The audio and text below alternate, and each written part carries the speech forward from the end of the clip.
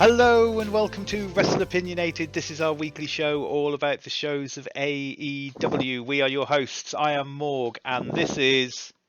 Cold-faced Matt Strange, and this is... Bless Strength Runner, Muir. Rub it in my face, you prick. What have you guys been up to this week? Dark Souls, mostly. And I am doing a meme build, and I am suffering for it. We're watching our young friend, Zach, who has been on the show before, run through a game that me and Nick have played so much that we've done comedy fucking builds. And he's currently doing the build I always do of chonky shield and big weapon. And I'm doing some build which has basically crippled me, and he's rubbing it in my cold face. All you've got to learn is, if you ever play Dark Souls, Dark Souls 3, is that you only play strength build. Playing any other build just disadvantages you. Wizards of Dark Souls 3 must pay for the sins of Wizards of Dark Souls 1. Hi, welcome to our Dark Souls podcast. Wizards of Dark Souls 1, am I actually playing Dark Souls or another game? Pew pew. How are you, Morg? What have you been up to? I'm alright.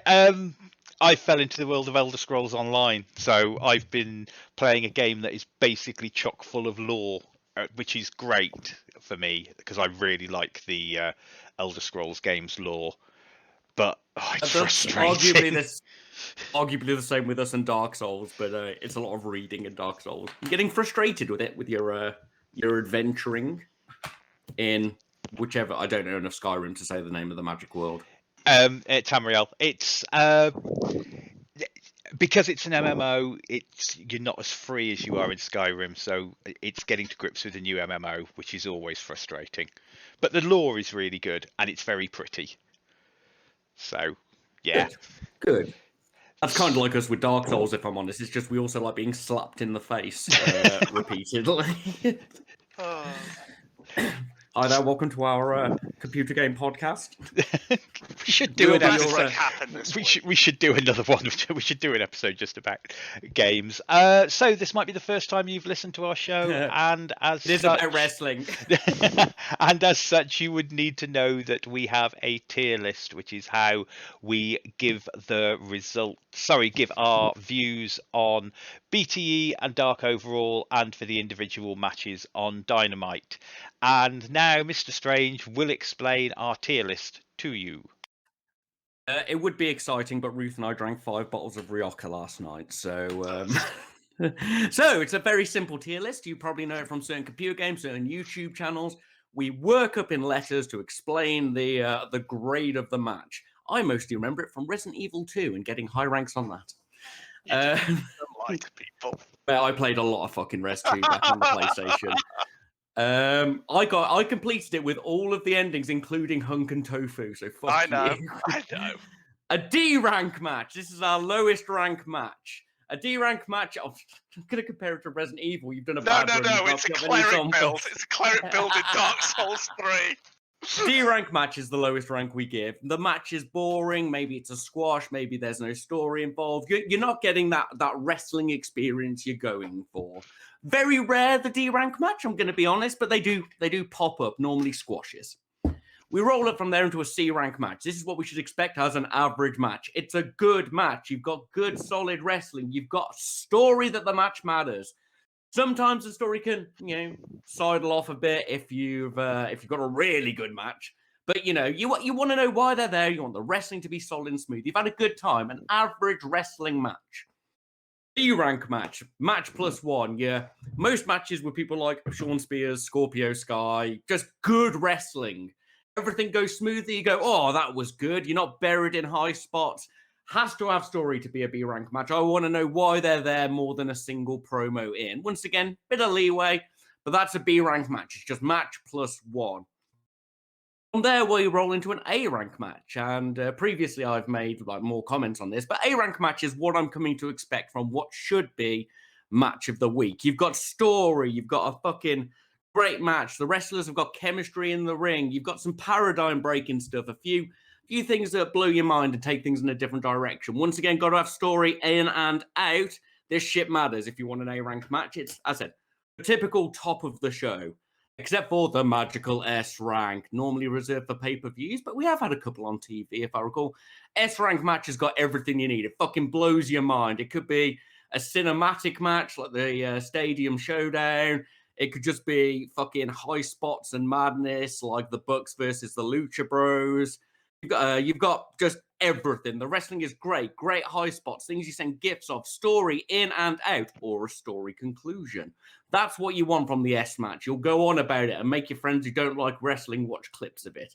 So D, shitty. B, good. C, good. How do I not know the fucking alphabet? It's hard, man. It's hard. Man, what is wrong with me? D, Hard shitty. times, Daddy. C, good. D, real good. A, amazing. S, fucking phenomenal. Sugoi, superb. So that's it. That's our scale. Excellent. I don't know the fucking I'm doing my tier list of the alphabet next time. Your favourite letters. Your favourite letters. I might hold you to that. So, moving on.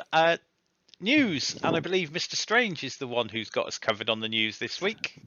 Yeah, I'm actually sort of armed. I mean, not a lot of it is hard facts, don't get me wrong, but what in wrestling news realistically is. Nothing. Most of it isn't directly AEW, but it's sort of AEW adjacent.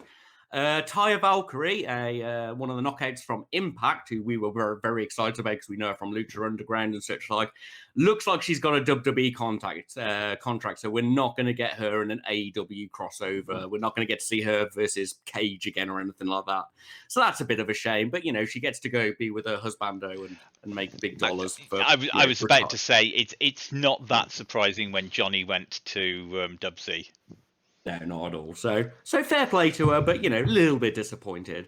Meme Magoo, David Meltzer, said that Okada will show up on AEW at some point. Now, don't get me wrong, Meltzer's often wrong, but, this NJPW crossover thing is getting bigger. I believe Juice Robinson and Finlay are on Impact this week. They are indeed, mate. So this crossover universe is getting more crossovery, which means we might get Okada come out to save the best friends, which would be the fucking best thing ever in wrestling. It's all I want to happen is in wrestling. If he comes out in that little sailor's hat. While we're talking about this and while we're talking about the Forbidden Door, I wanted to point out something that me and the Raptor were talking about, is that the other big promotions have kind of realised they are now the Marvel to WWE's DC.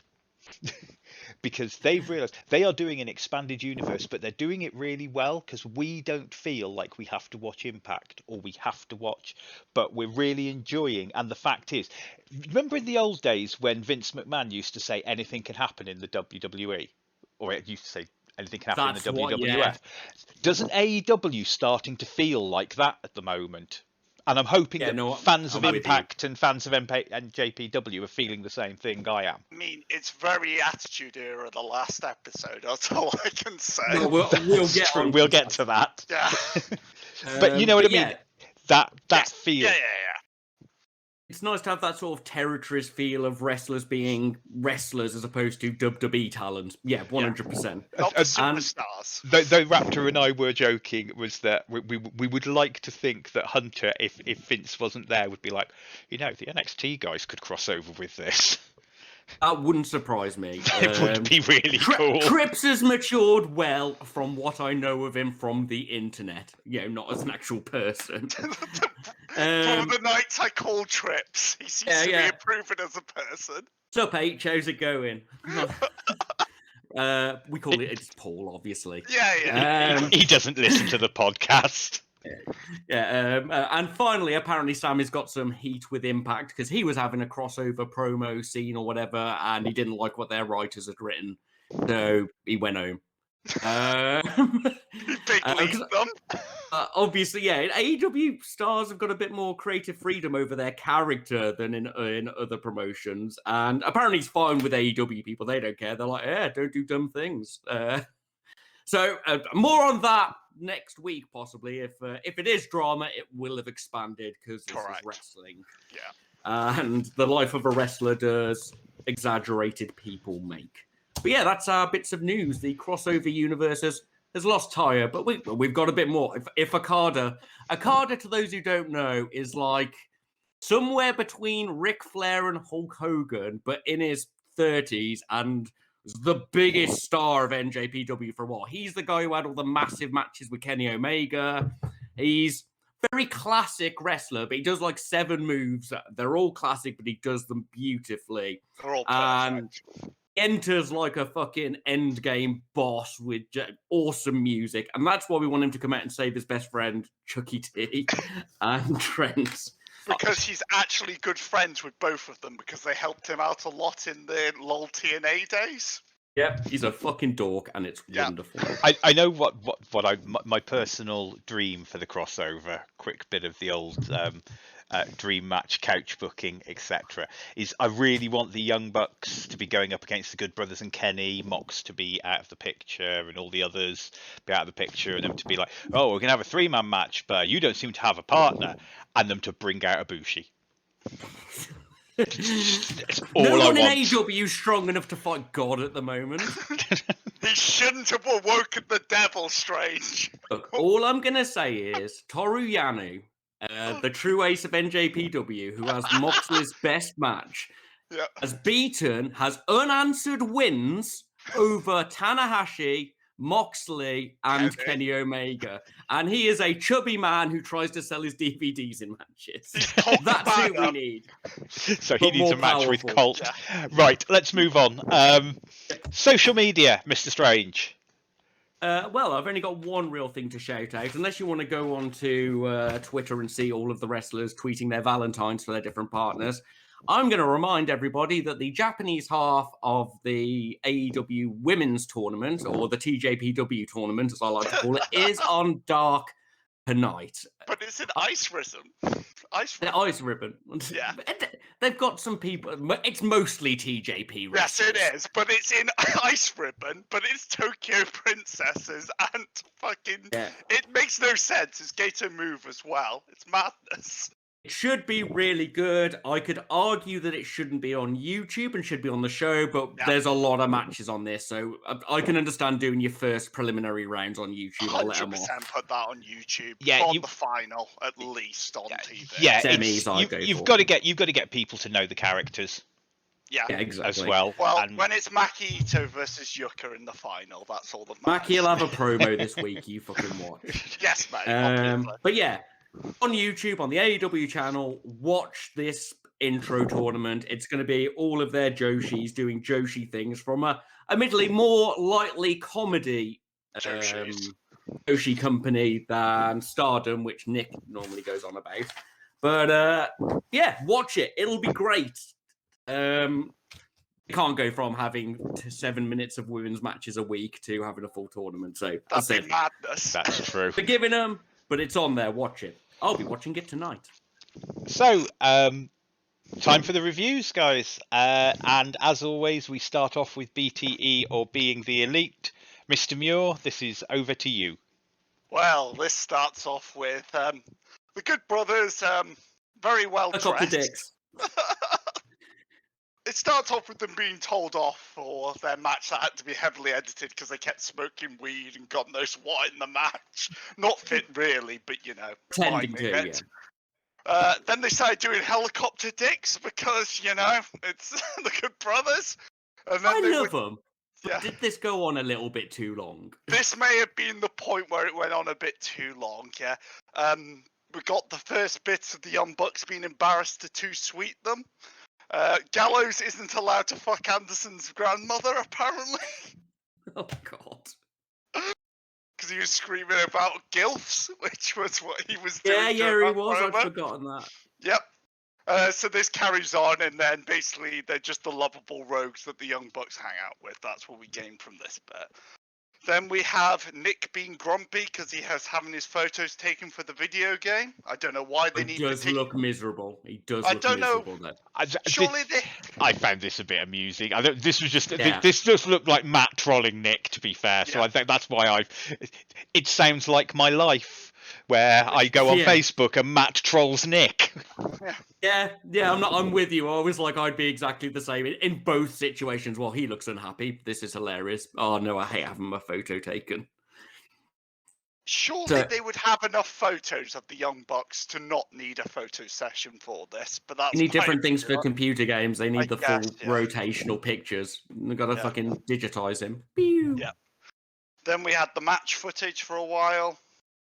Then we moved over to the Dark Order doing their Valentine's Day cards. They are implying that they're all for they're implying they're all for Anna, but we all know they're all for Wardlow. I thought that was so clever. It was so well done. Love it. I mean, I knew they were for Wardlow because of last week, Because but they when had to be, but yeah. when they were doing the description, I think was it Silver doing the description? You go, that could be Anna. That's Yep. really clever. Then Five was doing his obviously for Hangman. And they all Poor said that Five. Five's gonna die alone and all this shit, you know? Standard bullying. Then we moved on to Private Party and the Matt Hardy. Just Matt Hardy on the phone with leaving a message for Hangman. Then just going on about this same bit that they've been doing for ages. They're going after the Impact Tag Belts, blah, blah, blah, blah, blah. Standard stuff. Right. And Matt Hardy did some things. Moving on. Yeah. It comes back this week. I'm going to be positive about it later. Yeah, fair. So then it moves on to the second bit of the Good Brothers and the Young Bucks, which is them complaining that they distracted them during the match, which was meant to be the Bucks versus Young Bros on the Good Bros. The Young Bros. The combination. Remember yeah. Big Kick? Fuck you. So then the Good Brothers obviously go on about, I'm set for life as long as I die by 50. And he's like 41 now, so that made me laugh. Gallows. Then Anderson just goes, I didn't want to wrestle at the pay-per-view. I hate wrestling. I'm just here for the paycheck. Which just makes me fucking laugh. Gallows just wants to smoke and wank and starts asking everybody for a cigarette. We've all been there. So that's the end of that segment of him just looking forlornly at the camera wanting a cigarette. Then we move on to everybody giving their cards to Wardlow in a procession, which made me laugh. I'm not entirely convinced that Wardlow knew this was coming. No, from his face reaction when it started. He couldn't hold it together when 10 did it, though, because this is like his best mate. I'm not a jealous man. I'm confident in myself, my appearance, my body, etc. I am jealous of Wardlow. He is a beautiful man. It doesn't help that he has a deep, sultry voice as well. Just that. It's not fair. Not like us with our Midlands light yam. Yes. So they all give their cards to Wardlow. Poor Wardlow's trying not to corpse during this whole thing. Then we move on to Five giving his card to Hangman, well, trying to anyway. He fails while they're discussing things. The fact that as Hangman walked off, he just went, on 5. Fuck yourself. Yes, mate. Properly made me laugh.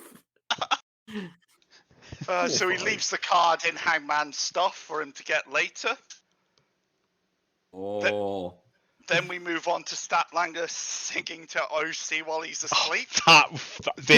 This was probably, there were some good bits on this. I loved Wardlow corpsing. I think this was personally my highlight because I knew what was coming and it was just beautifully silly. It was just beautifully silly. Aren't you going to go after her? No. The fact that they are just being shipped together, and I believe Statlander has a boyfriend, is just fan service. Yes, mate. Then we had the BTE champ thing where they were having to guess the name of films from whatever the quote was. Like, Scarface was for when Cody smashed his head against the railing in the Jericho match and stuff like that. Sorry?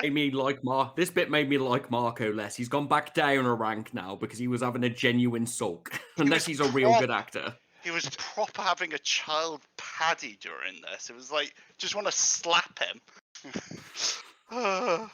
Livy gimmick. I think he was just, to be fair, just to play devil's advocate. Remember, him and Sammy are like best mates, so I think he was just overplaying for Sammy. Could well be.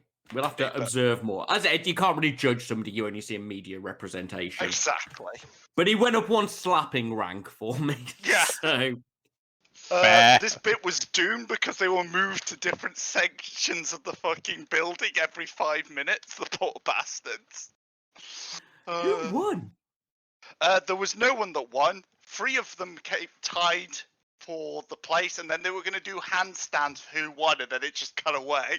So. All right, okay. We'll find out later, I suppose. Yeah. Then Hardy destroys Five's card when he finds it in Hangman's bag to end the show. I didn't want to see the hands because I really wanted it to be Don Callis. Because I think that's who I think deleted the text message from the Bucks. I don't think it was Kenny. I think it was Don Callis.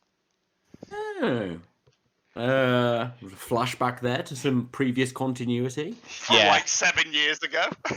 Yeah, no. This is impressive for a company that's only been going for like 18 months. They're good like that, mate. They're good like that. Yeah, I mean, solid. I enjoyed this. Not a bad one. Didn't blow my mind. But yeah, solid. Good entertainment. What? Just a CBTE. I think it was a C. Yeah. So. Solid stuff.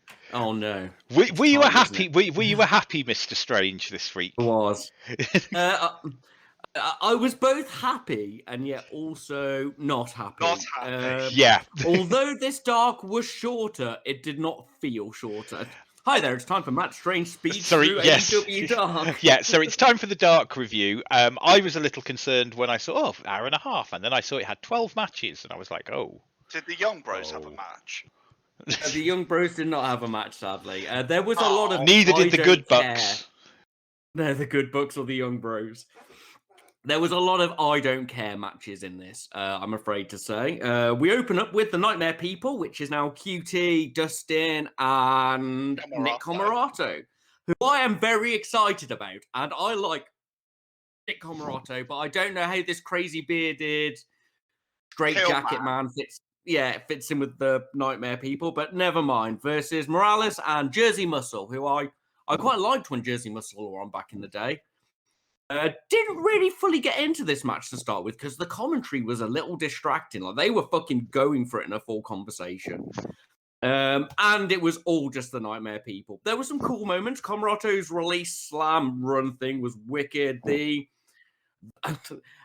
Dustin and Nick Comorato's finisher was a a military press into a bulldog, which does look a lot like it could go very Steiner recliner, if you know what I mean. Hey, it could be very Steiner Dude, recliner. it just went down from like 8 feet up, and I was like, he could be dead. Yes, he could land on his neck and I was going to say, I actually liked the finish to this, the finisher. Yeah, I quite liked cool. that. That's brutal. But you've got someone fairly safe with Dustin, so I think a brutal finisher like that's something actually kind of cool. But anyway, yeah, moving on. People take it well, but I think that's otherwise all you can really say about that match. It was there. It was. Then we had Lee and Solo versus SCU, which we know Lee Johnson is having his first big match on the show the night after, going on about how he's never had a win, and SCU are going to break up if they lose a match. So I wonder who's winning.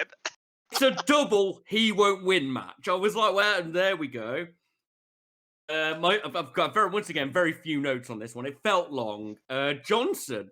So in the old WWE games, the ones, not the really old ones, not the middle old ones where you could make your own finisher. My finisher that I kept putting on characters was I'd pick you up, do an aeroplane spin for as long as possible, then put you down. And this was like the character me. And you take all the finisher damage. That happened in this match. That happened. Johnson did a really big aeroplane spin on CD. And I was like, I don't know, it's just not a cool move. The match was just a bit too long for my enthusiasm for it, if I'm honest. Justin called the 10-minute line. It felt like 40. Not like it was an NJPW finisher match for like Wrestle Kingdom. And I can't say it was bad. It was just there. Yeah. Then we had St. Patrick versus Cage. It was a squash. Cage destroyed him. Released German suplex is a new thing I didn't know could hurt. There we are. Hey. That poor lad was just destroyed. It's just annihilated. Like the triple power bomb into the drill claw. And Cage has got smoother at doing the drill claw, which is nice because I prefer Weapon X. Weapon Then X we is had cool. We had the acclaimed rap, obviously aimed at MJF and Jericho. Wasn't as good as Throw 'em Out, but they're getting more extravagant and a little bit more like a camp in their comedy forward. I think that's good for them. Right, so this is coming from the person who's not the Acclaimed fan. Was this the best thing on Dark? Yes. Acclaimed carried this show. Yes. Yeah, I think that's 2 votes for it. I liked the taking the piss out of Jericho and MJF. I liked the psychiatrist bit doing the lyrics to Judas, and I can never remember the lyrics to Judas. That made me chuckle. It's like fair play. Quite obvious, having watched, because I watched this after Dynamite. Was actually, having watched this, it was very obvious they were going into that match against Jericho and MJF as the faces. Yeah. Which when they came out, which I'll come back to when we do the review. But yeah, they're carrying Dark. I should have watched this first. In fact, they're willing to knock out a rap video once a week. Dark, yeah, it's fucking ridiculous. Right, then we had Elise versus Rosa. I just wrote down also squash. Yeah. Sorry, Rose, not Rosa. Nyla Rose. Yeah. Nyla's trying to have this match weekly now. I could do with a bit of variety for them. Yeah. Then we moved on to Pac versus VSK. You'll remember VSK as a member of Massage Envy in Chuck versus Swoggle from last week. Bring it back the classic matches.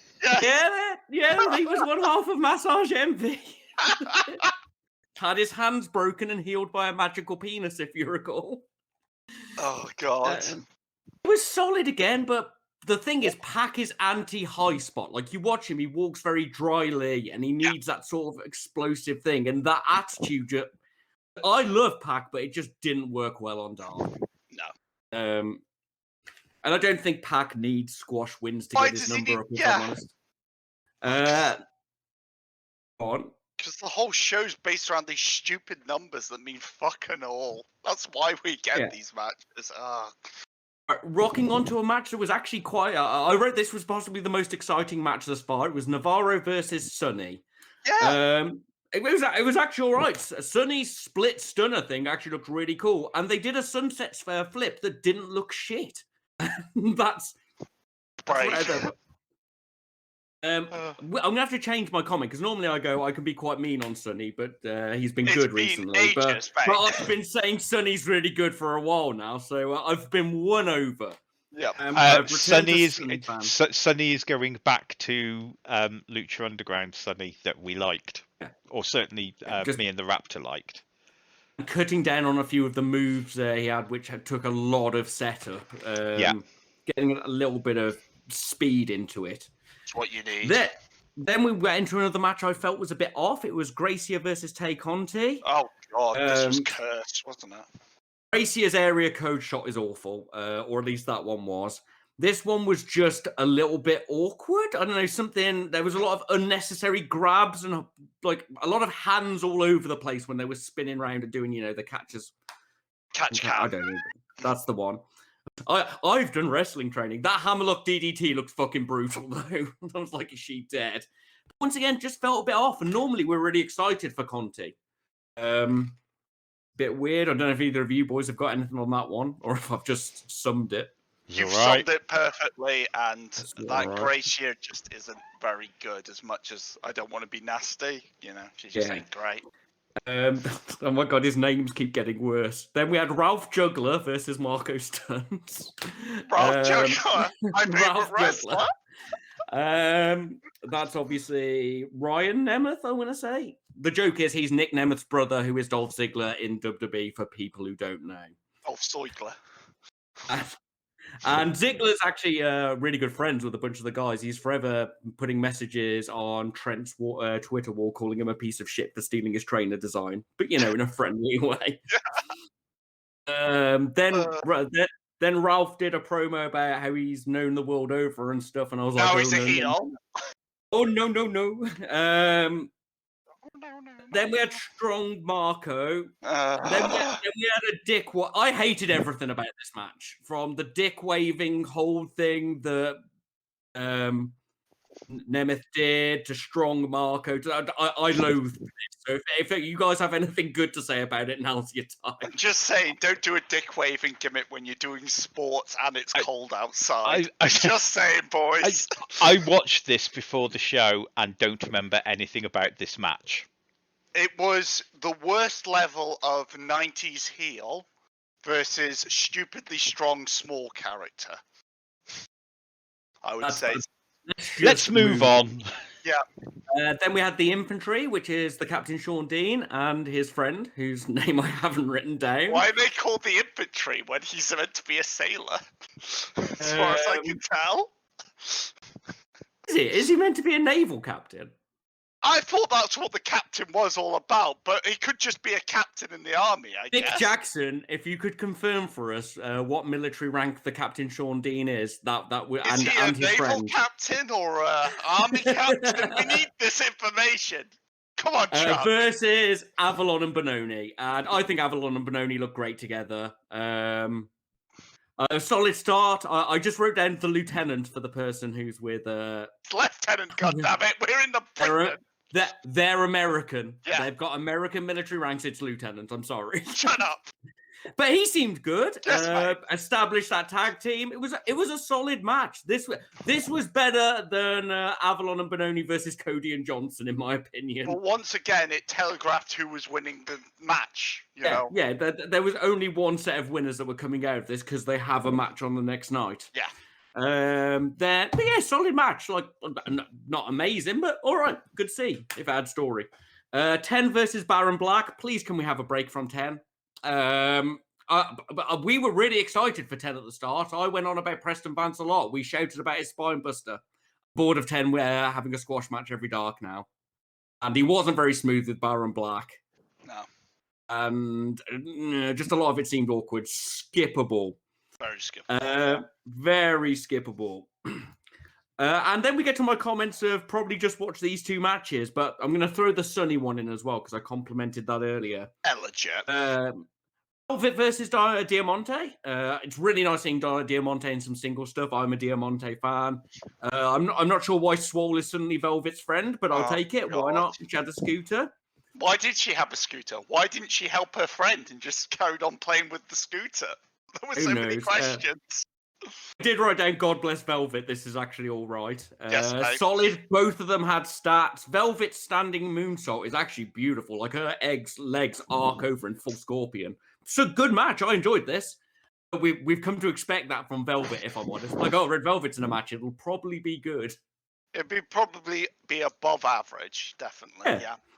And then we had Janela versus Jack Evans. I would love this match. I would love this match if I didn't know who the winner was going to be, because we knew Janela was against Darby for the championship the day after. So I like Joey Janela, and I like a lot of his ring stuff and things, and I love Jack Evans. The fact he can eat, he only comes to the ring to eat shit, but he eats shit. He's such a wonderful heel. I love him. He doesn't get the credit he deserves. This was just a solid indie match from like 5 years ago. It had the most realistic knock through the ropes I've ever seen when Janela smacked Evans and he probably flew back through the middle ropes. Jack Evans just pulled off a casual springboard corkscrew 360 flip from a bounce off the middle corner. He's ludicrous. He's fucking ludicrous. He did a villain laugh at one point where he got Joey, knocked Joey, so he went, ha ha ha, and ran off the way back and just ate more shit. Perfect. So his package pile driver looked fucking brutal. I really enjoyed that last match. It was a nice way to end it. It sort of brought me back into enjoying wrestling a bit more. It felt like a main event.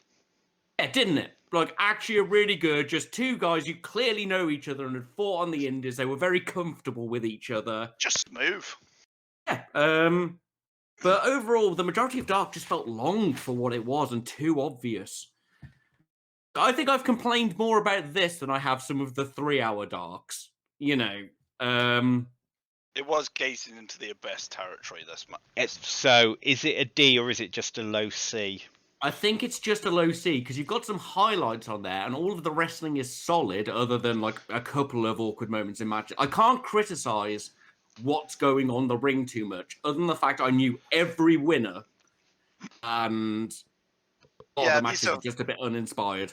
They're fundamental problems with Dark, though, most of the time, isn't it? It's always Used to be our favourite show. Yeah. We used to go on about Dark all the time. Anyway, let's all the move good on. whammons. Yeah. All right, okay. Yeah, low C. Yeah. You're getting better, boys. Good finish. So, moving to Dynamite. Open as always with Dynamite. JR Schiavone, Excalibur on commentary. And we start off with Darby Allin versus Joey Janela for the TNT Championship. Darby wins with the coffin drop. What did you think of the match and what score did you give it? Enjoyed the fuck you Cornette match.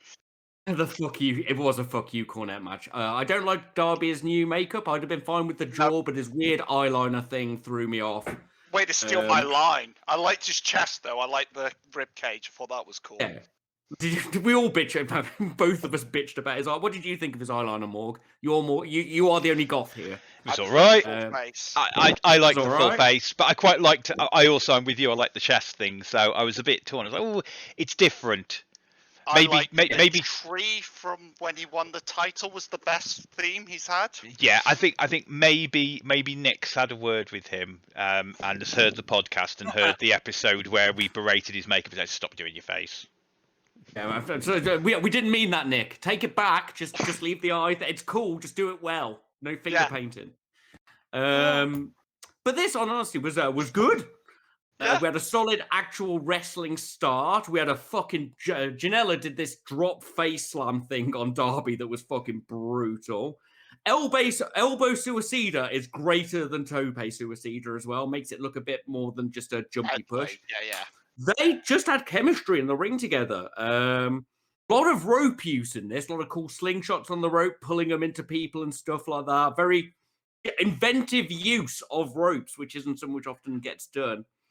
Darby did a springboard cutter and was caught by Janela into a suplex, and that was wicked as well. We had limb work. We had a solid pace. We had a speed pile driver from Janela. It came out of nowhere. I've given it a high C, but I think it's probably a B, even though the story was we never really fought each other on the indies and we're both meant to be the indestructible person. I actually really enjoyed this, and thinking back about it, I think I like it more than I've written. So, yeah, go. I liked it because it showed that both of these guys could wrestle. You know, everyone always says, "Oh, they're just out to kill each other." You know, kill themselves. But this really showed that they were, competent wrestlers. What did you give it? What did you give? What score did you give it? I gave it a high C myself because it had no story at all. So that cost it a little bit, but it was good.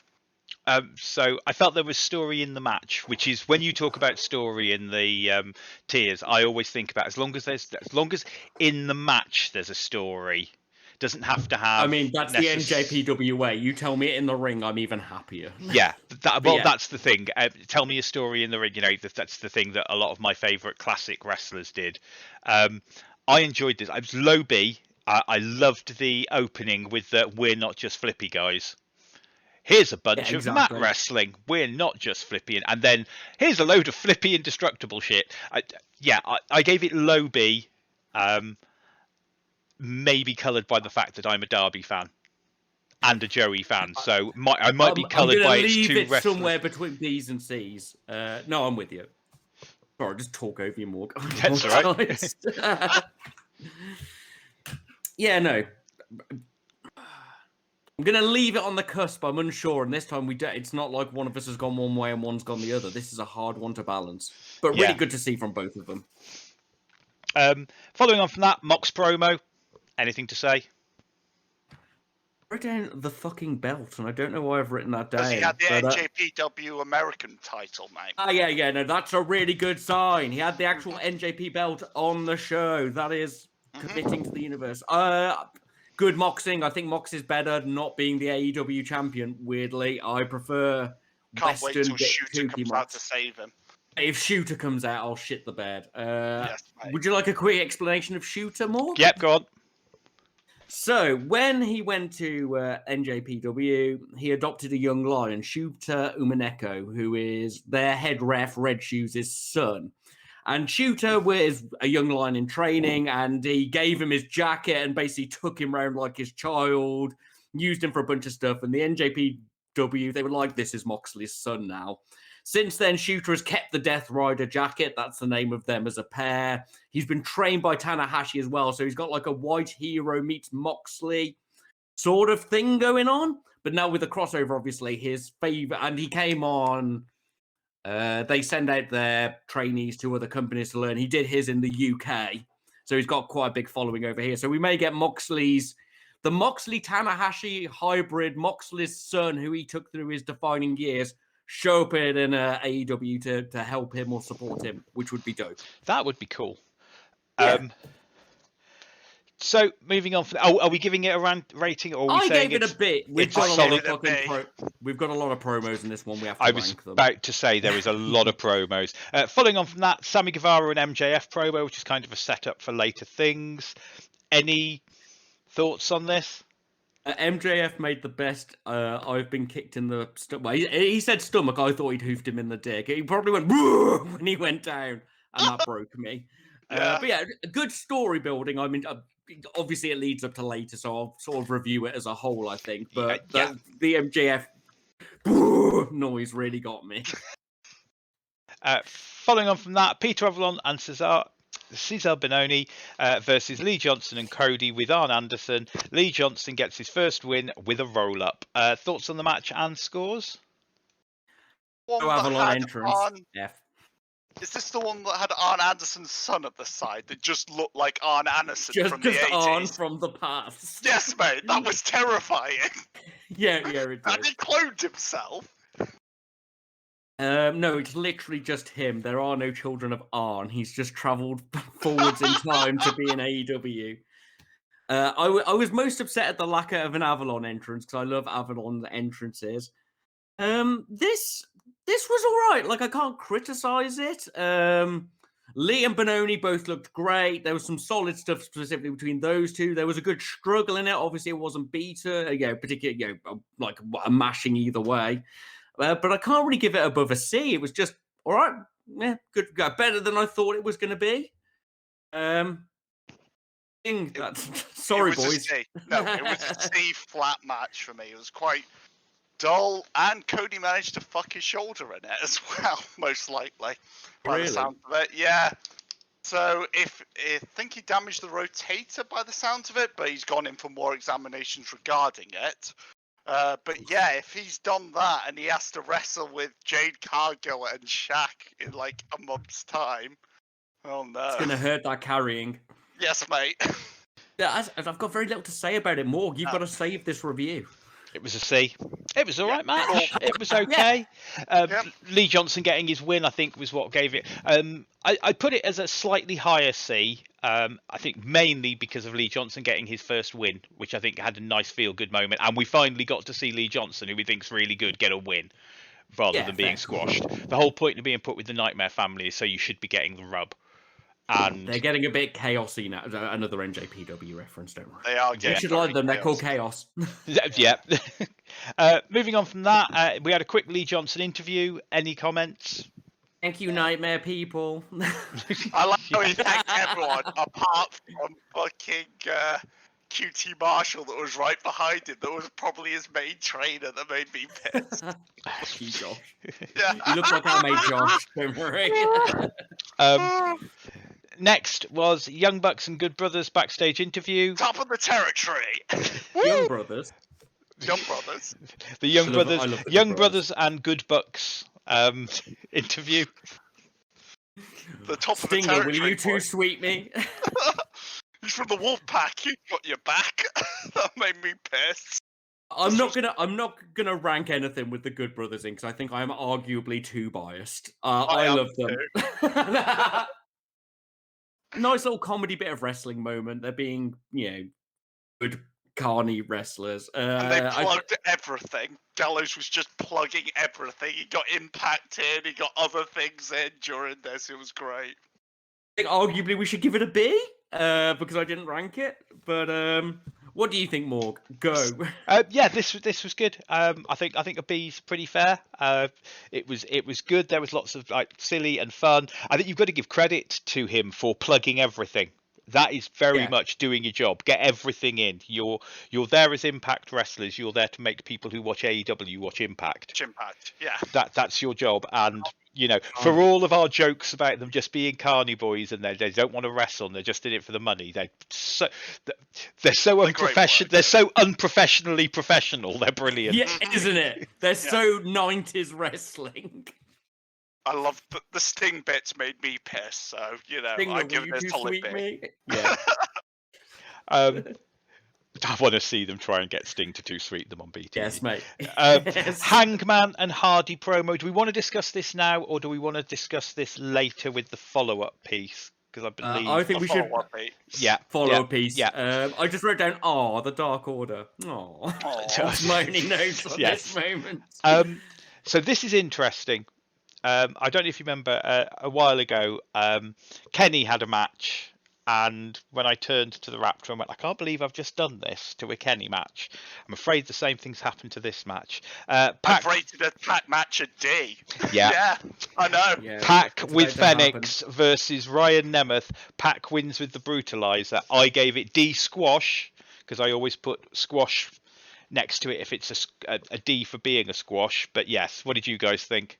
Poor Rolf. I can literally work through my 6 notes. Go on. No entrance for Rolf. Remember when he was bigged up as a big thing, and now he's just being squashed? What the fuck? Don't even remember him being bigged up. Okay. Pac's body language is always great in the ring, and he's got great kicks. Then I was like, some offense for Nemeth. Good. Sorta. Then it ended. It's a D. I love Pac. I could make a million excuses for him. This match. I'm not... They need to do something with Mr. Nemeth. Yeah. And Pac does not need to be fighted. Pac didn't need this. The fake numbers thing is costing them now. The other problem probably help. The other problem with this was we have been, and I know we've all been in contention about this, but we've all been sort of held to this Pac tweener sitting slightly more on the light side at the minute. With things with Mox and what have you, and he was just pure heel. I think he even came out of the left-hand side. He was just pure. I wouldn't have minded if he'd have just been destructive face in this. Weren't they building Dolph to be? Oh, sorry, Rolf to be like a heel in Dark? So why is he in? Yeah. His name's just going to get worse and worse every week. I don't know what the point was. That's my only note. What was the point of this? It favoured neither wrestler in this ring. It made them both look worse. Why did you do this? Could have made Pac look much better by having him being the underdog. Yeah, or anything. So, moving on. Kip Miro, Orange and Chuck promo. Thoughts, scores? My screen kept dropping to 480p, and I don't know if that was the internet or the channel, but I didn't mind that. I think it was a nice recap, and the ending of Orange Cassidy is obviously going to pop out of a cake made me lol. I think it was solid. Solid recap with faces win. Yeah. Well, we'll see where it goes. They've obviously, Trent's not had any revenge after his nipple dropped. We've not had the match yet either, really. We've had the Trent. Okada. Ooh, Okada versus Miro. Just destroys him. One drop kick and he's dead. Then a rainmaker. Puts him in the money clip. Yeah, don't finish him with the money clip. That's such an offense. Not even a rainmaker. Arguably a C. I think this was all right. Yeah. Funny ending. Inner Circle backstage promo. There's a lot of promos in this. Jesus, this was... It was just pre-match, wasn't it? It's building up the overall story. This was the setup. MJF being injured going into the match. Yeah. This was. Then we had MJF and Jericho with Wardlow, Hager, and Proud and Powerful versus the Acclaimed. Acclaimed playing the baby faces. which me and the Raptor, before we were watching this, as I said I'd touch on this later, we're both a bit like, well, this is going to be weird because I don't like heel versus heel. Face versus face works. Heel versus heel never works. Acclaimed came straight out and went, we are playing the faces. And I think AEW are very good at doing this. I said at the time, they're very good at having a team that is a heel and then going, no, they're the faces in this match and they will act like it, so you have someone to cheer for. And I think it worked. What did you guys think of that? Oh, sorry, They still hit a guy with a speaker. Yeah, and Jericho wins with the Judas effect. What did you guys think of the match? What score did you give it? I was surprised that the Acclaim didn't win after all the build-up of MJF being injured. I thought that was going to be their excuse for the Acclaimed winning this, but yeah. Oh, I thought MJF was overhyping the injury. I thought that was a fakeness. To be fair, I always knew that Jericho was picking up the win. Yeah. Solid intro rap. I've got to give them the credit for that. I will be assessing the Acclaimed rapping on every time they do it. Pretty solid enough match. You had a lot of classic healing from MJF and his him selling an injury, mate. Sort of meta injury. Yeah. He's too good. I like the classic heel submission when they're pulling on the arm and stuff, and I didn't even mind Aubrey kicking it this time. It didn't feel out of place. The Bowens hot tag is great because Bowens, as much as I like Max Caster and I think he's a great wrestler, he's just a better wrestler. He just can't quite rock sell like Bowens can. Sorry, that Caster can. And in the event, in the end, they were sort of out-heeled, but they went out into like a comedy heely way. You know, that's what they are. They're your 90s. I only gave it a C. Like, I think it was solid, and I had a good time, but I don't think it's the best match I've seen from either sets of them, and I think it's a C. Yeah, it was a solid C from me. I enjoyed it. It was good fun, and, you know, it's a solid throwaway match, you know, for building the story for Sammy. Yeah, it was solid. Interesting. Oh, what did you give it, Morg? I gave it a B. Oh, we've reversed Morg. I really enjoyed this match. There was lots going on. It was fun. Everybody seemed to be having fun. Story inside the ring, the story of MJF's injury, even if he's faking it, we know he's faking it, but that's still part of that story that they told. Yeah, I really enjoyed this match. It was a low B. I gave it a B/C. You know, it wasn't a high, but yeah, I really enjoyed this. But it's a C overall because I'm outvoted.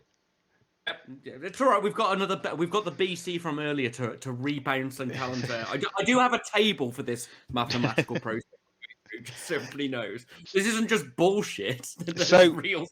So this bit was actually spoiled on the internet for the Raptor. I fortunately missed this. So Sammy Guevara comes out and quits the Inner Circle. What did you guys think? Yeah, what did you guys think? I've really enjoyed this sort of story, and obviously this split was coming. MJF is a destroyer of groups. I feel a little bit sad that nobody sort of sides with Sammy. Like, I know we've seen MJF working on people, but I do feel, you know, I think it's setting up for the Sex Gods to get back together with the Jericho face turn. But seeing those two back together in 8 months to a year would bring me some joy, because their dorky father-son sort of relationship they had, even as heels, was great. I am waiting for the Festival of Friendship between MJF and Jericho. Oh yeah, it's a coming. But yeah, no, really good moment. I think it felt right. I think it felt real. Like, I haven't ranked it. I should probably rank the entire thing. I don't know if it's an A rank storyline, but it's definitely a B, a high B. You know, like, I'm enjoying this. We've seen the manipulation. We've seen Sammy sticking to his principles. We know Sam is right. Left through the face door, you know. Yeah, and they haven't dragged it out too long. It hasn't felt like, come on, Sammy, you need to leave now. I thought this was very good. It may even have been a bit early, but at the same time, I don't think it was too early, if that makes sense. Next time he fucks him around, he's leaving, and he left when the next time he fucked him around. So, you know, good storytelling. Didn't feel like they dragged it out too long, and they managed to get it in before. So maybe another 2 weeks, and it would have been, yeah, this was the time they should have done it. I think they did it early, and I don't think doing it early is a bad thing, if that makes No, it was sense. good. We're giving it then, boys. What's the rank on this one? On the Sammy I MJF? think overall it's been an A, because it's been this is the payoff of what has been a big story. And if we're not going to see Sammy for a little bit, and I don't think we will, I think he was planning to go to Impact for a bit, and then they gave him a shit story. Exactly what me and the Raptor said. Oh, he'll probably turn up on Impact now. Maybe he'll go off to NJPW for a bit. Oh, it's possible. Put him in the light juniors. Yeah. Like juniors against Hiromu for a bit. Yeah. You can't send Sammy to NJPW to lose to Hiromu, and he's not going to beat Hiromu, is he? Let's be honest. Don't know. You can have a good show with him. He could get beaten up by Ishimori for a while, and other Japanese people AEW fans don't know. I think Sammy's in the. I think Sammy's in the safe spot, even as a new guy now. I think he's in that. I don't think Winston. He's in. It's something that going forward, if they want to make him the champion, will matter. But I think right now, Sammy is in the safe spot where he's got so much charisma, personality. He's so good in the ring that wins and losses can actually be. He can be a little bit safe with wins and losses at the minute. Don't give him a string of 20 losses like WWE style, but I think he can do a bit of back and forth. So I think going to New Japan, going up against their top guy, building up, maybe going through a couple of people on the way, losing to their top guy, I don't think that'll hurt him. No, fair. We'll see how it goes. I'm intrigued enough. What score are you giving it, guys? I'm giving it an A, because I think this storyline leaving it on the AB really hybrid. I think it's a B. I think it could have been done a bit more, but I'm going to leave. But with the complicated process and these graphs and stuff I plot as we're going, your higher rank has been noted for purposes of balance. Moving on from there, we had the Hangman Hardy drinking segment. Jeez. Over to you guys. What did you think, and what score did you give my it? first note was, I don't want this. No. And then that fucking paperwork swap was fucking immense. S-tier. You can't get Hangman drunk. What were you I thinking? gave it an This A. was it. Yeah, this is what I said to the Raptors. Hangman has been known for the past years to be a drinker. You think you're going to pull one over on him when he's been drinking? No chance. I need to know what's in it. I need to see the next episode. I want to know, because he's obviously still got that connection with the Dark Order, and they're not letting that go. And we know he's got another match alongside Matt Hardy coming, I believe. I think it will be a match for the pay-per-view versus each other. That's what I'm guessing the contract will be. Oh, nice, wicked. So yeah, I'm excited. This made me laugh. I think it was really good. It oh my god, reassured it's going to be me that we're contract not getting them as on friends. a pole. Get Russo in here now. Do need more Russo after this fucking booking this week. Jesus. Don Russo. Yeah. So, what are you giving it? What score are you giving it? I've given it an A. I love this. I thought this was great. I'll go down to an A. Yeah, I agree. It'll be rounded up. It could be rounded up to an S depending on how things go. But yeah. Yeah, but this was definitely an A. Because I even turned to the Raptor and go, "Did Hangman just do?" And she was like, "Yes." Because I had that moment, I wasn't sure. Especially after Matt Hardy had done it with the drink, so it's basically the same, thing. Great directing, but then again, I think Hangman is the best actor and some of the best scenes in all of AEW, which is weird as we hated him at the start. Yeah. So following on from that, Sting in-ring interview and Team Taz, and I need to read this out as I have written it, and Team Taz in this week's televised kidnapping. Hi, I'm Darby Allin, and welcome to Jackass. Why does nobody put anybody in a body bag in AEW other than Darby Allin, who gets put in one all the time? Bringing them to the ring. It's his coffin. People have Cody has brought. He brought one out for his own Cody match. Ricky brought one out to fight him in. This is bad.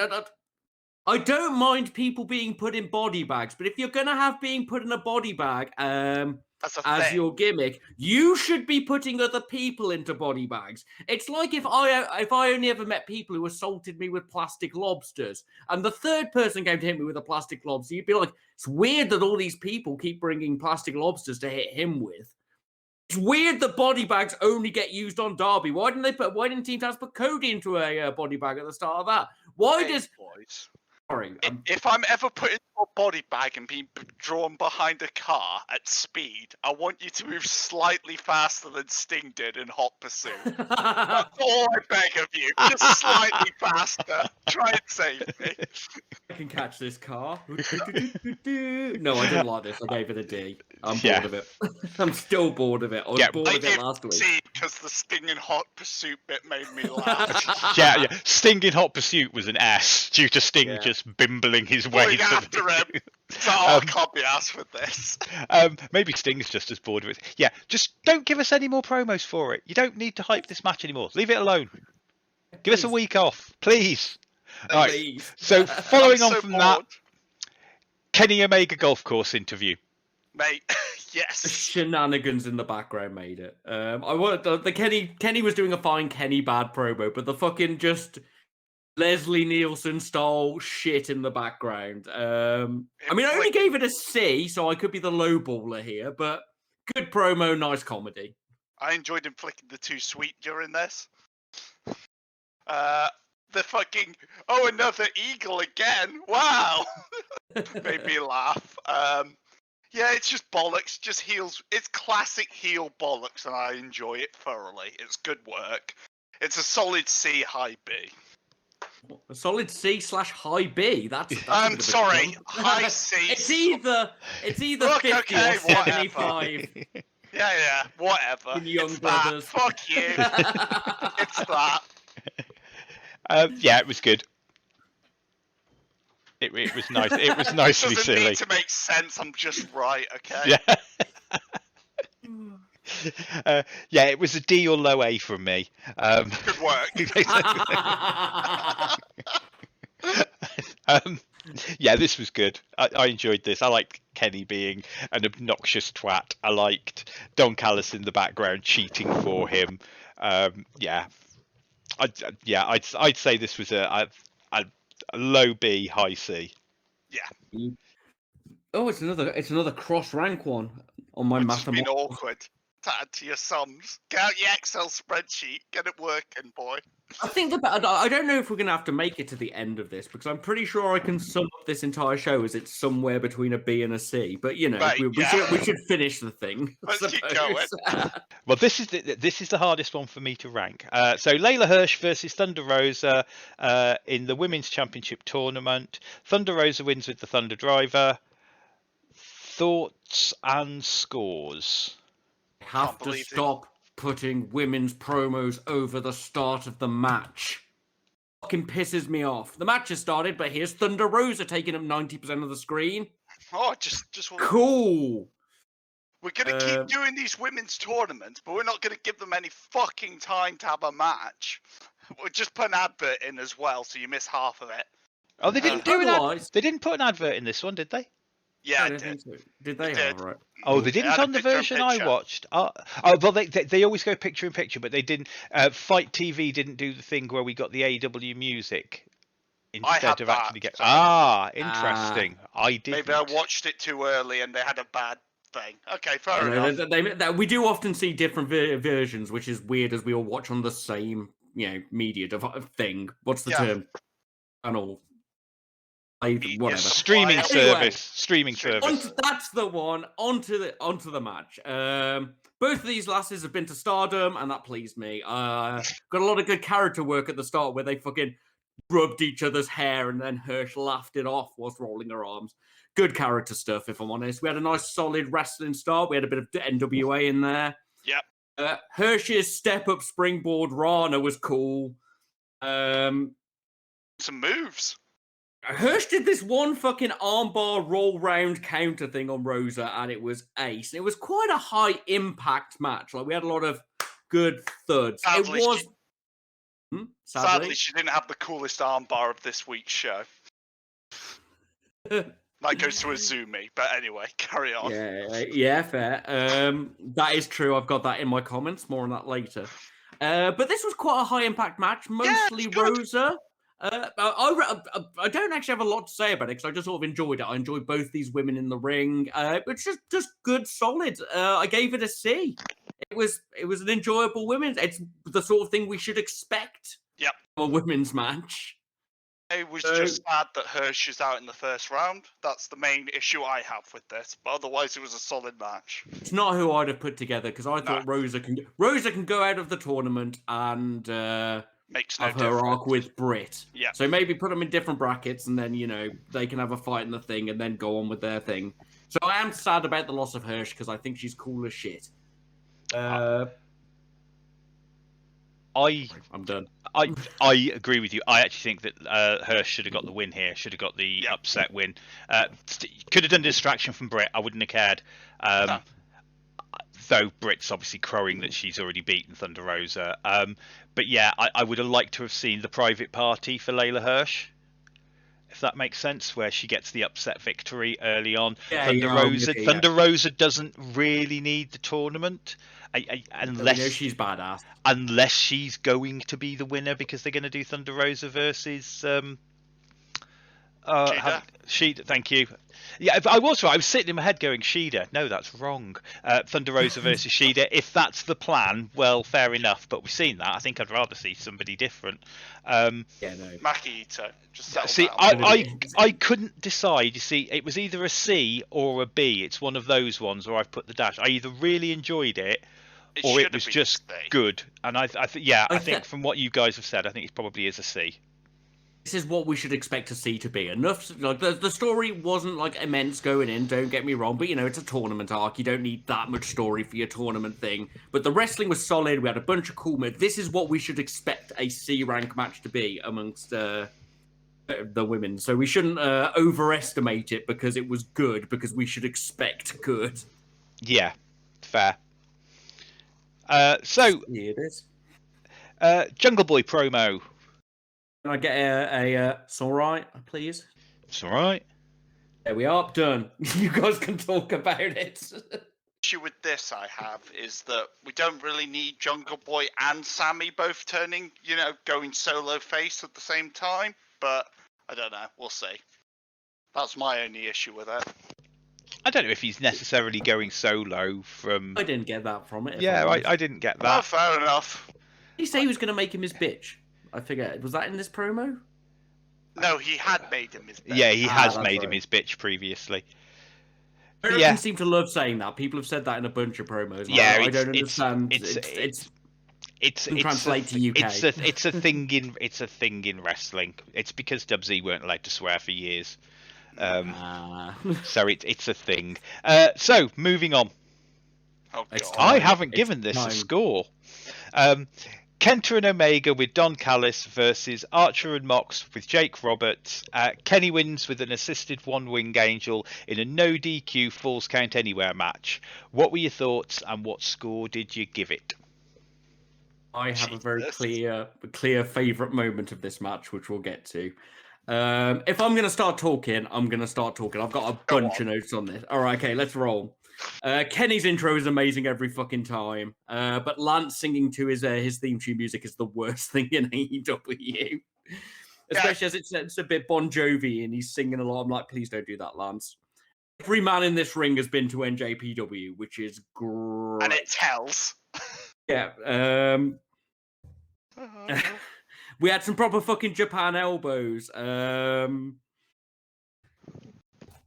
I've got a note here I can't read, so we'll ignore that one. Yeah, no. We had the Kenny bin moonsault that he missed in his match with Joey Janela last year from the We Will Not Escape.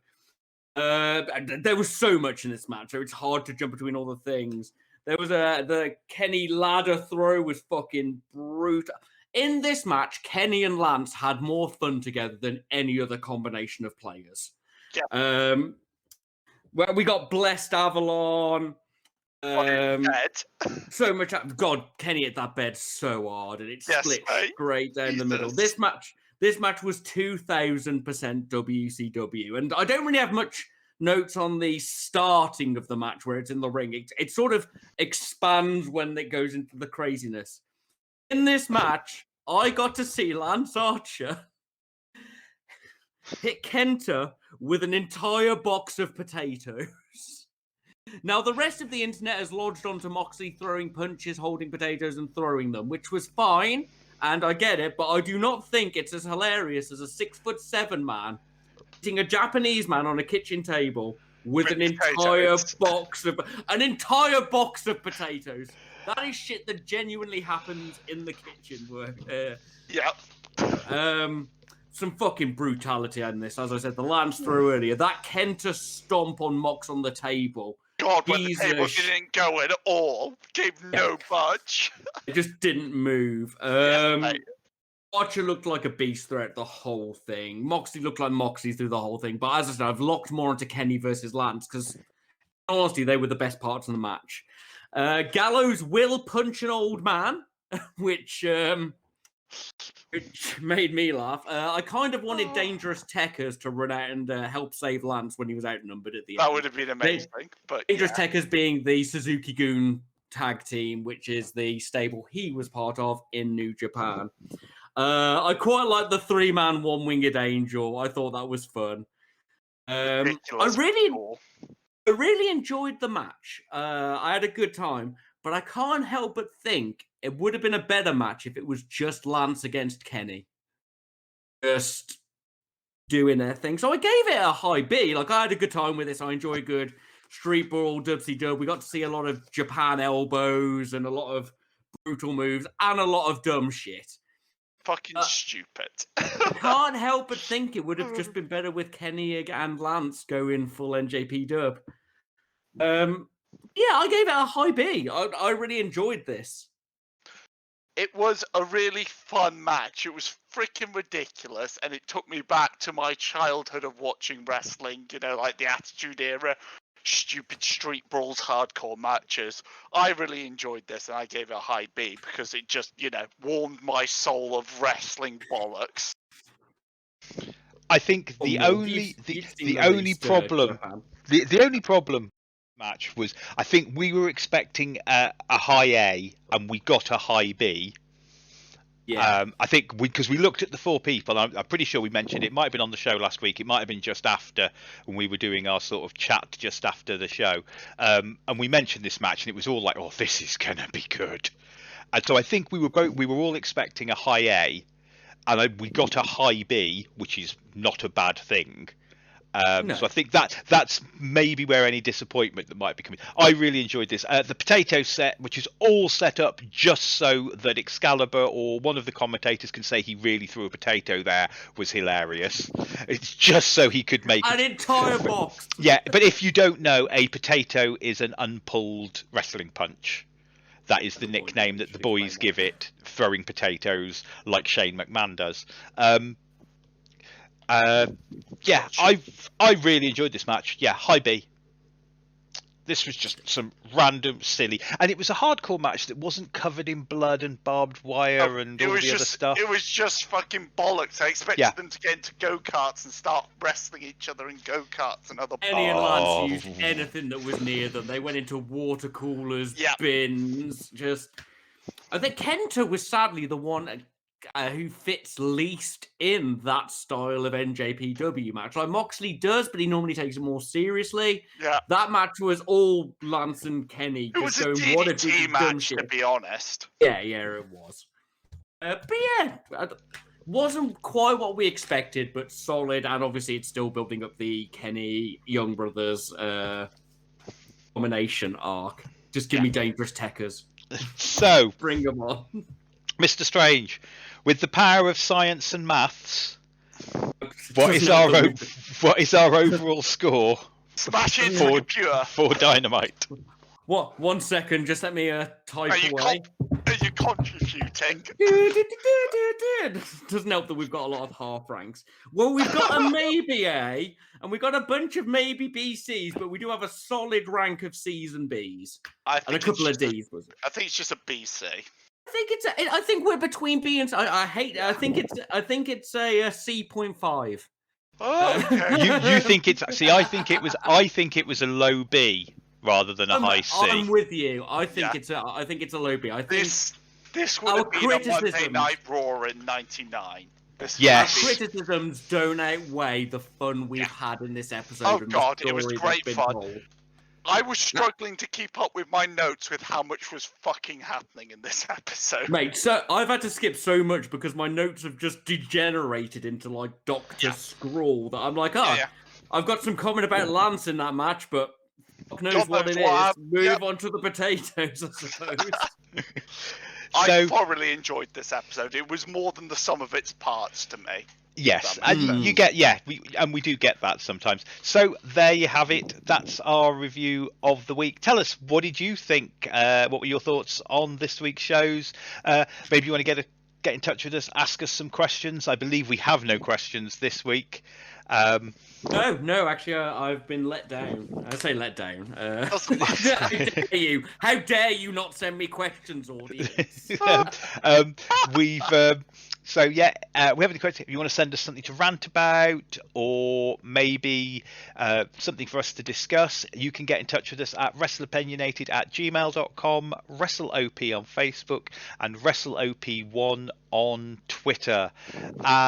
Maybe you've got a favourite match that you would like us to review that is not in our list of our favourite matches that we have done, that we are reviewing for 15 weeks. To give us a break from coming up with new discussion ideas. And this week's match was one of Mr. Muir's. It was Azumi versus Starlight Kid versus Rio for the high speed belt. Correct. Yep. Is that correct? Is there any backstory that needs to go on this, or explaining what the high speed belt is? I'll explain what the high speed belt is. The high speed belt is a more comedy belt for Stardom, which is normally more serious, like wrestling belts. Also, coming into this match, this was meant to be just a two-way versus Azumi and Rio, but Rio Hogan'd her way in backstage to get Starlight Kid into this match, which was obvious why later on in this match. Rio goes into the championship with the belt, and then we see the match. It did feel like Azumi was the heel in this one. I don't know about the role, but Yes. Well, she's Queen's Quest, who are the heels of this. she is a queen, right? Okay, yeah, she is the Purple Queen. Represent. Yep, the best. McQueen's stable. boy now that McQueen. Kagetsu's left. Yeah. McQueen's. And then Starlight Kid is your ridiculous jobber babyface, white meat babyface, and Rio is also a babyface, but has no affiliation. She's like a tiny Hogan. Yeah, basically. So am I going in with the initial bounce on this one as normal? Yeah, you are. I'd like to say the oldest person in this match is Starlight Kid at a massive 23 years old. Just before anybody makes any comments about this. Jesus. Yep. Right. Obviously, like most Stardom videos, I had to skip the 15 minutes of intros they each get. One of the things to know about this match, I'm going to get my biggest criticism out first. Starlight Kid's mask still makes it look to me like she's got big Victorian mutton chops, and I can't deal with it. I just can't deal with it. Yeah. Everyone in this match could do a tag team with the other member against the third one. Every single one of them. Everyone could do a bendy pin out of a bridge out of a pin.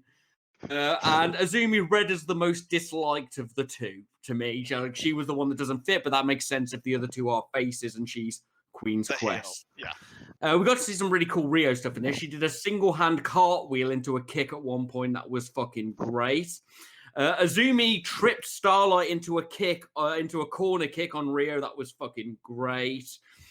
Starlight pinning Azumi, pinning Rio. That looked really cool. And because of the speed, if you haven't watched this match, these women do not stop running. No. They're just like, no, I'm over here. No, I'm over here. No, I'm doing this. I do still find the kick. They do a little distraction. Is it really a Stardom match if you don't have Starlight Kid on the edge or in the match going KKKKK? Is it? Yeah, it just does it all the time. And yes, I think it's like run. I forget. If Ruth was here, she would translate the Japanese. I think it's go. That's it. Yeah. Starlight Kid 619ing Rio Star 619 on Azumi made me chuckle. Like that was a proper little sensible chuck here. I really felt Azumi was my one of the match here. I was like, she's dope. She looks good.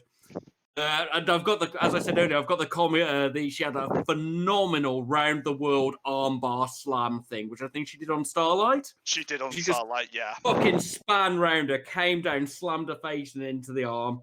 At the end, had 49,786 competitive roll-ups.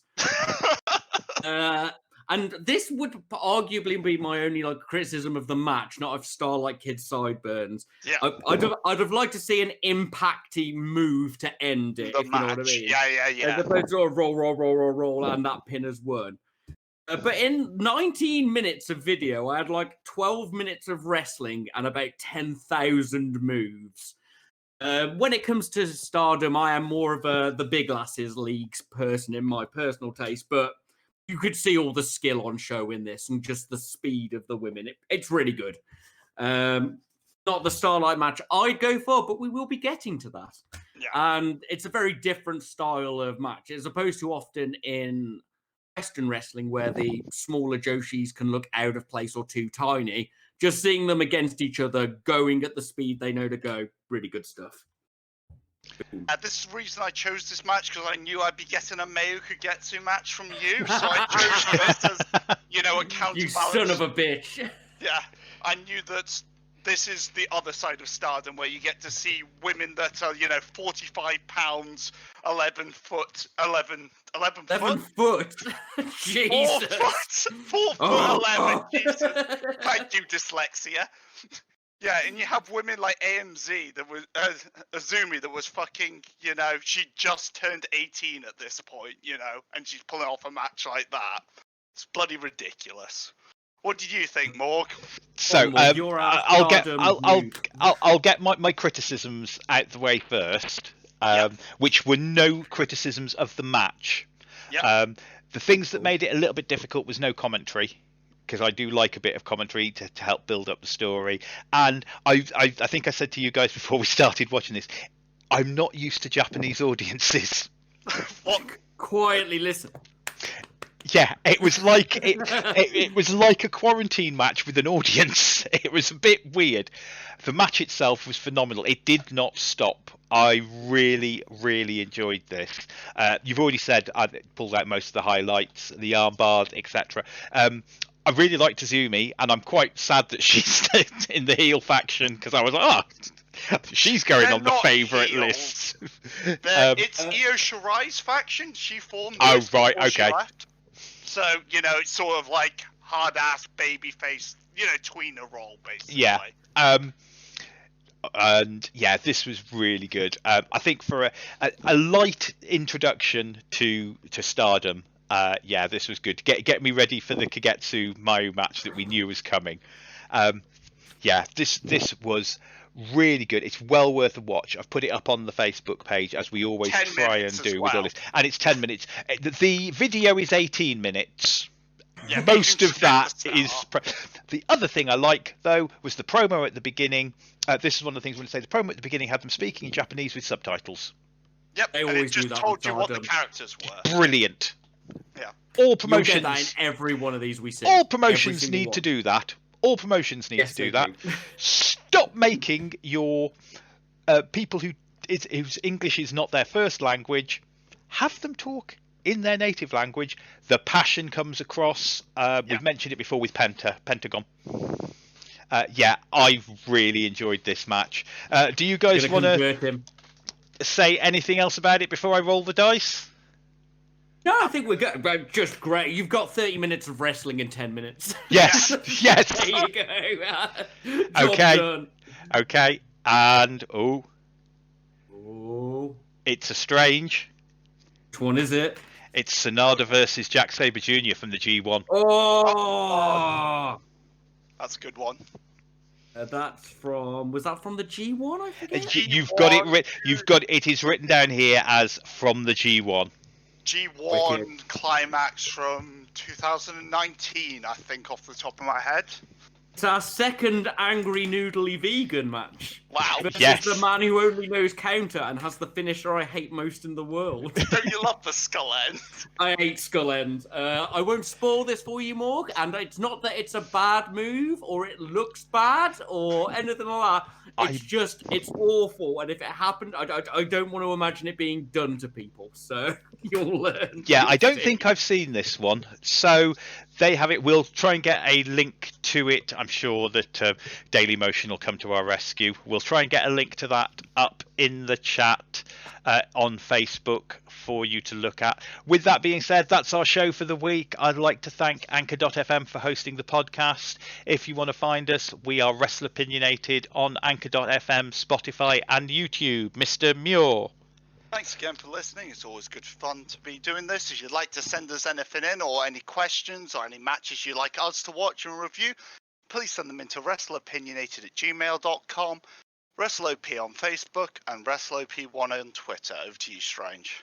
Hi there. Please, could one of you send in that we should watch Shingo versus Cobb from this year's Wrestle Kingdom, because it came out after the list we wrote and it deserves to be on there.